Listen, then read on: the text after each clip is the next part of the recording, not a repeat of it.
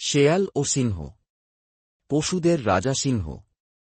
যেমনি বিরাট তার চেহারা তেমনি তার গর্জন। তাকে দেখলে তো বটেই, দূর থেকে তার গর্জন শুনলেই বনের পশুরা ধির্মি খেত, প্রায় আধমরা হয়ে যেত। এক শেয়াল এমন এক বনে বাস করত যেখানে কোনো সিংহ ছিল না। একদিন খিদের জ্বালায় অস্থির হয়ে শেয়াল ঘুরতে ঘুরতে এমন এক বনে এসে পড়ল যে বনে পশুরাজ সিংহ বাস করত।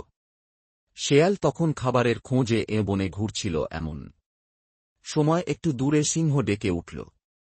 সেই ডাক শোনামাত্র শেয়াল ভয়ে কাঁপতে মাটিতে বসে পড়ল।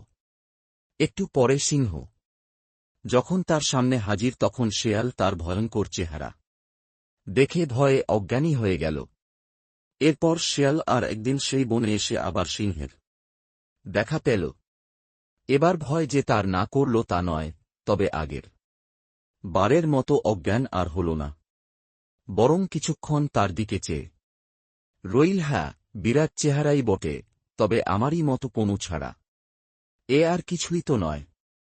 আমায় তো সেদিন খেয়ে ফেলেনি এই ভেবে শেয়াল তাকে দেখে আর পালাল না।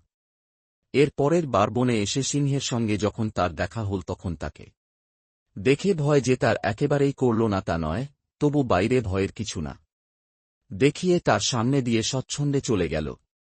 এরপর অবশেষে এমন একদিনও এল যখন সে সিংহকে দেখে তাকে কিছুমাত্র ভয় না পেয়ে তার সামনে গিয়ে বলল, কি গো বন্ধু, ভালো আছো তো? উপদেশ, দূর থেকে অনেক কিছু ভাবা উচিত নয়।